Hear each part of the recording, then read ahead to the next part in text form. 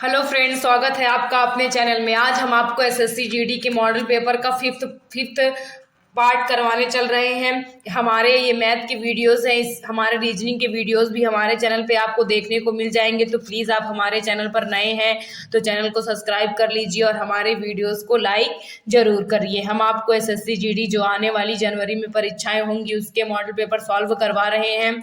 आपको जो भी ना समझ में आता हो तो प्लीज़ कमेंट करके जरूर बताइए। तो चलिए शुरू करते हैं। आपका फर्स्ट क्वेश्चन कह रहा है कि n इज इक्वल √9 प्लस √6। तो 1/n का मान पूछा है।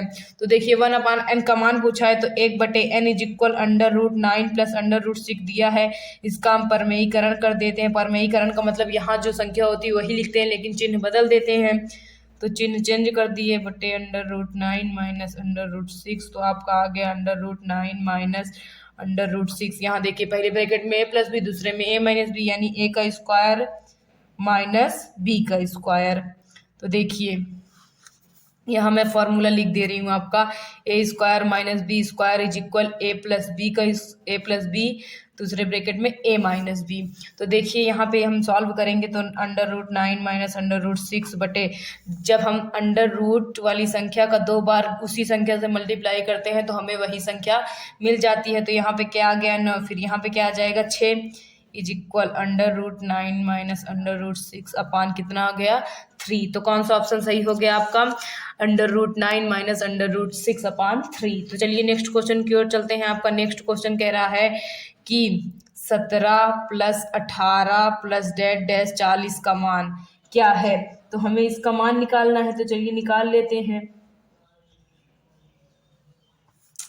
ए इज इक्वल कितना दिया है 17, ए एन इज इक्वल कितना दिया है 40, डी इज इक्वल कितना दिया है 1, हमसे क्या पूछा है एन, उसके बाद एस एन।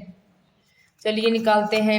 हम जानते हैं ए एन इज इक्वल होता है a plus n minus 1 into d. A n आपका 40 है, ए 17 है, प्लस एन नहीं पता, डी कितना है 1, तो 40 minus 17 is equal n minus 1।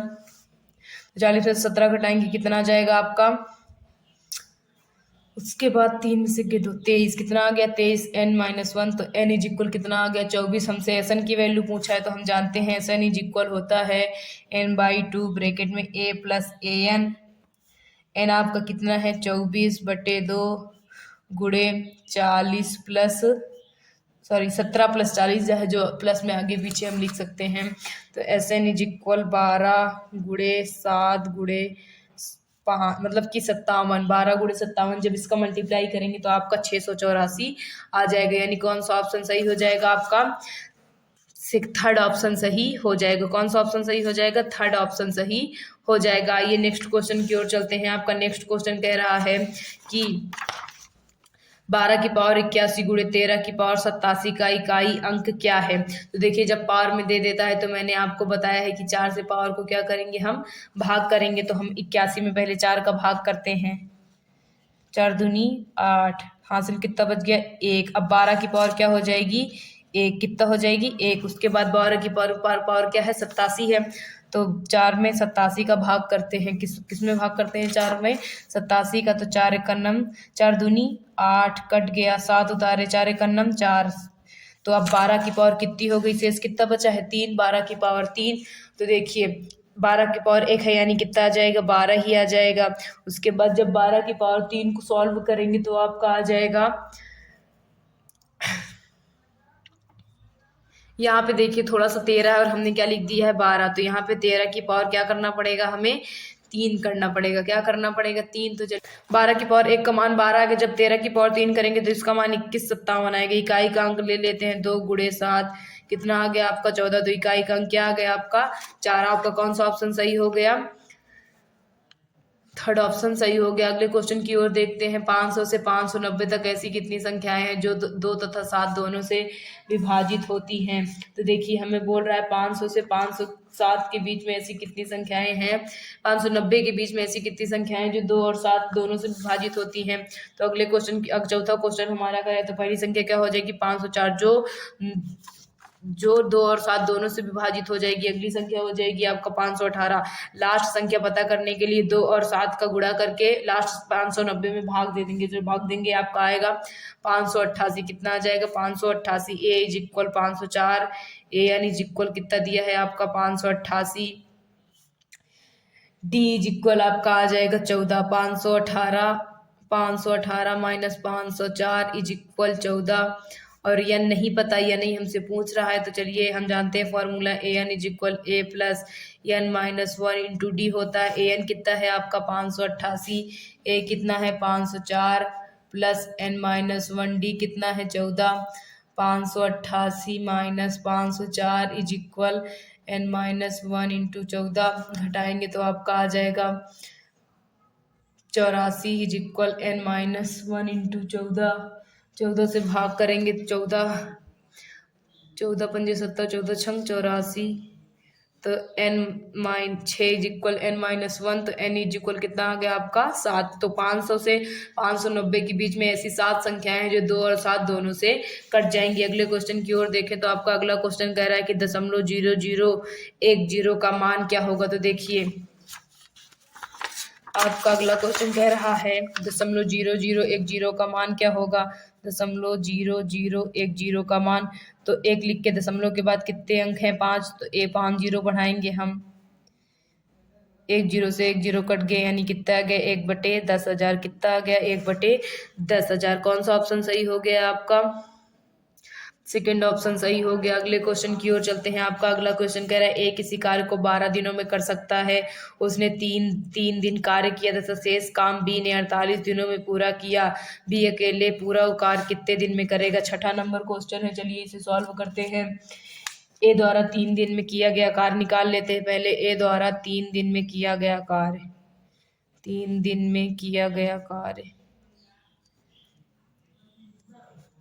Is equal 3/12 कितना हो जाएगा 3/12, 1/4 भाग काम किया गया। 3/12 कैसे आया, देखिए 12 दिन में वो एक काम करता है, तो 3 दिन में इन दोनों का गुणा उसका भाग, तो कितना आ गया आपका 1/4 भाग काम किसने कर दिया है, ए ने कर दिया है। अगर हम कुल काम 1 मान लेते हैं, कितना मान लेते हैं 1, अगर 1/4 भाग ए ने कर दिया है तो शेष काम निकाल लीजिए। क्या निकाल लीजिए, शेष काम इज इक्वल 1 माइनस 1/4। आपको कितना आ गया शेष काम 3/4। कितना आ गया 3/4। तो देखिए 3/4 भाग कितने दिन में करता है बी, 48 दिन में। कितने दिन में करता है 48 दिन में। तो एक भाग की बात करें तो इन दोनों का गुणा उसका भाग, तो 4/3, 3 झंग 18 कितने दिन में करेगा अकेले भी 64 दिन में कर लेगा। ये नेक्स्ट क्वेश्चन की ओर चलते हैं। आपका नेक्स्ट क्वेश्चन कह रहा है एक टंकी का 4/7वां भाग 32 मिनट में भर जाता है, तो बचे हुए भाग को भरने के लिए कितना समय लगेगा। तो देखिए टंकी का भरा हुआ भाग कितना है 4/7, भरा हुआ भाग इज इक्वल 4/7। अगर हम टंकी की धारिता 1 मान लेते हैं तो शेष भाग निकाल लीजिए। शेष भाग बराबर 1 माइनस 4/7 इज इक्वल 3/7।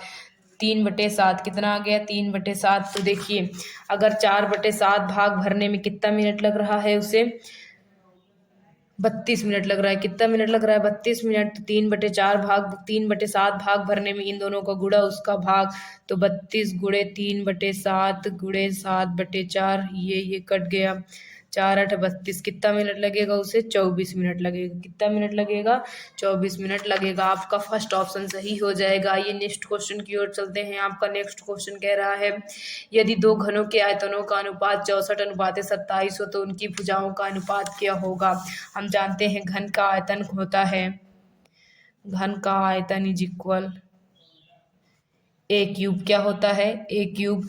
अगर A1 घन पहला और घन दूसरा, इनका अनुपात दिया कितना है आपको 64:27। तो 64 किसका घन होता है, यहाँ पे 1 यहाँ पे 3, 64 होता है आपका 4 का घन और 27 किसका घन होता है 3 का। तो ये इससे कट गया, ये इससे कट गया, तो A1 अनुपाते A2 मतलब पहली घन की भुजा और दूसरी घन की भुजा का अनुपात कितना आ गया 4:3 आ गया। आपका फर्स्ट ऑप्शन सही हो जाएगा। आइए नेक्स्ट क्वेश्चन की ओर चलते हैं। आपका नेक्स्ट क्वेश्चन कह रहा है एक विक्रेता किसी वस्तु को बेचते समय 20% तथा 30% की दो क्रमिक छूट देता है।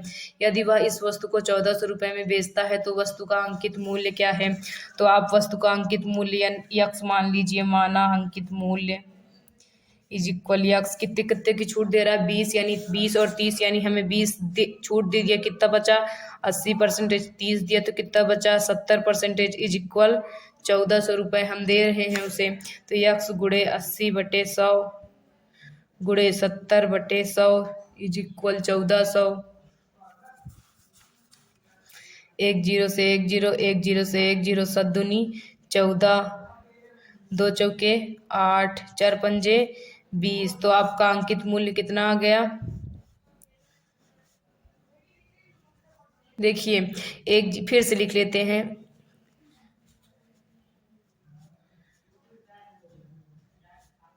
इक्वल 1400, 1 0 से 1 0, 1 0 से 1 0, 7 दूनी 14, 2 चौके 8, अब 4 बचा है आपका, तो 4 दूनी 8, 4 पंजे 20। तो कितना आ गया आपकी एक्स की वैल्यू 2500 कितना आ गया, यानी अंकित मूल्य कितना था उसका 2500। कौन सा ऑप्शन सही हो गया आपका, फर्स्ट ऑप्शन सही हो गया। आइए नेक्स्ट क्वेश्चन की ओर चलते हैं। आपका नेक्स्ट क्वेश्चन कह रहा है एक वस्तु का अंकित मूल्य 720 है, दुकानदार 20% की छूट देता है फिर भी 20% का लाभ कमाता है, उस वस्तु का क्रय मूल्य क्या है। तो देखिए अंकित मूल्य 720 है, 20% की छूट देता है, तो विक्रय मूल्य निकाल लीजिए। विक्रय मूल्य इक्वल 720, 20% की छूट देता है यानी 80 देना पड़ रहा है उसे। 1 0 से 1 0, 1 0 से 1 0, 8 दूनी 16, 7 8 56, 1 57। विक्रय मूल्य कितना आ गया आपका 576। कितने परसेंटेज का लाभ कमा रहा है 20% का। क्रय मूल्य निकाल लीजिए। हम जानते हैं विक्रय मूल्य फॉर्मूला होता है क्रय मूल्य गुणे 100 plus minus profit and loss upon 100। विक्रय मूल्य आपका 576 है, कितने परसेंटेज का लाभ ले रहा है 20% का, यानी 120 हो जाएगा बटे 100। 1 0 से 1 0, 12 से काटेंगे तो आपका कटेगा 12 एकन 12, 12 का 12, 24, 12 3 36, 12 चौके 48, 12 चौके 48। उसके बाद क्या कहते हैं कितना बच गया आपका 8 में से 17 में से 8, 48 बार में ये पूरा पूरा क्या होगा कट जाएगा, तो क्रय मूल्य आपका कितना है ये आ जाएगा 480 रुपये आ जाएगा। तो आइए नेक्स्ट क्वेश्चन की ओर चलते हैं। आपका नेक्स्ट क्वेश्चन कह रहा है दो संख्याओं का अनुपात 2:9 हो, यदि उनका अंतर 70 हो तो छोटी संख्या। दो संख्या जब मैंने आपको बताया कि जब संख्याएं अनुपात में दी रही हो तो उनमें हम क्या मान लेते हैं यक्स। पहली संख्या कितनी हो जाएगी आपकी 2x और दूसरी संख्या इज इक्वल 9x। इन दोनों के बीच का अंतर कितना है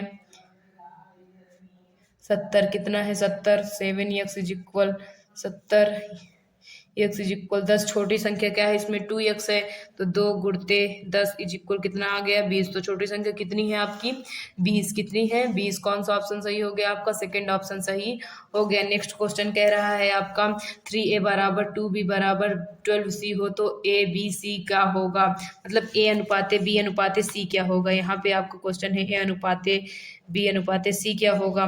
तो देखिए 12 नंबर क्वेश्चन हमसे कह रहा है 3a is equal 2b equal 12c। तो देखिए अगर हम इन दोनों को बराबर कर लेते हैं 2b a बटे b आपका आ जाएगा 2/3। अगर b और c को बराबर कर लें 2b इज इक्वल 12c, तो b बटे c आपका कितना आ जाएगा 12/2 कितना आ जाएगा 12/2। यहाँ पे b 12 है, यहाँ पे 3 है, बराबर करने के लिए 4 से मल्टीप्लाई कर दीजिए। तो a बटे b इज इक्वल आपका आ गया 4 दूनी 8, 4 तिहाई 12, b बटे c आपका आ गया 12/2। अब b कॉमन है दोनों में, हमने a अनुपात b पूछा है तो आपका ए अनुपाते बी आ जाएगा 8:12:2। कितना आ जाएगा 8:12:2। अगर 2 से डिवाइड करते हैं 2 चौके 8, 2 छंग 12, 2 एकम 2। यानी कौन सा ऑप्शन सही हो जाएगा आपका? सेकंड ऑप्शन सही हो जाएगा। नेक्स्ट क्वेश्चन की ओर चलते हैं। आपका नेक्स्ट क्वेश्चन कह रहा है कि 35, 37, 39, 41, बी 45 तथा 47 का औसत 41 हो तो बी का मान क्या है? हम जानते हैं औसत इक्वल क्या होता है? औसत होता है कुल संख्याओं का योग बटे कुल संख्या। ये होता है औसत आपका कितना दिया है? 41 is equal 35 plus 37 plus 39 plus 41 plus B plus 45 plus 47 बटे कितनी संख्याएं हैं? 1 2 3 4 5 6 7 7 संख्याएं हैं। चलिए बी का मान निकाल लेते हैं। 41 गुणे 7 कर देंगे। क्या कर देंगे? 41 गुणे 7, इन सबको ऐड करेंगे तो आपका आ जाएगा 287। कितना आ जाएगा? 287। सॉरी 287 नहीं आएगा, 244 आएगा। कितना आएगा? 244 प्लस बी कितना आ जाएगा? 244 प्लस इसका गुणा करेंगे तो आपका आ जाएगा 287 माइनस 244 इज इक्वल बी। तो बी इज इक्वल कितना आ गया आपका? 43। बी कितना है आपका? 43। कौन सा ऑप्शन सही हो गया आपका? सेकेंड ऑप्शन सही हो गया। अगला क्वेश्चन कह रहा है कि यदि कुर्सियों को 1500 रुपये प्रति कुर्सी की दर से खरीद कर 1200 रुपये प्रति कुर्सी से बेच दिया जाता है तो हानि। देखिए विक्रय मूल्य कितना है? 1500, क्रय मूल्य कितना है? 1200। हानि निकाल लीजिए। 1500 रुपये प्रति कुर्सी से खरीद कर 1200 रुपये सॉरी ये क्रय मूल्य है आपका। ये क्या है? विक्रय मूल्य। तो हानि बराबर होता है क्रय मूल्य माइनस विक्रय मूल्य। क्रय मूल्य आपका 1500 है और विक्रय मूल्य 1200। हानि कितनी आ गई आपकी? 300। उसके बाद चलिए सॉल्व करते हैं। हानि परसेंटेज निकाल लेते हैं। हानि परसेंटेज हानि है आपकी 300, क्रय मूल्य है 1500 गुणे 100, 100 से 100 कट गया, 15 दूनी 30। तो लॉस परसेंटेज कितना आ गया आपको? 20% का लॉस हुआ। आइए अगले क्वेश्चन में चलते हैं। आपका अगला क्वेश्चन कह रहा है यदि चावल को 66 रुपये प्रति केजी की दर से बेचा जाता है तो 10% की हानि होती है। 50% का लाभ प्राप्त करने के लिए चावल का विक्रय मूल्य क्या होना चाहिए? सबसे पहले हम चावल का क्रय मूल्य निकाल लेते हैं। माना क्रय मूल्य इक्वल x 66 रुपये में बेच रहा है तो उसे 10% की हानि हो रही, तो विक्रय मूल्य इक्वल क्रय मूल्य गुणे 100 plus minus profit and loss upon 100। विक्रय मूल्य आपका 66 है, क्रय मूल्य कितना है? x कितने परसेंट की हानि हो रही है? 10 यानी 90 गुणे 100। 1 0 से 1 0, 3 से काटते हैं, 3 त्रिक के 9, 3 दूनी 6, 3 दूनी 6।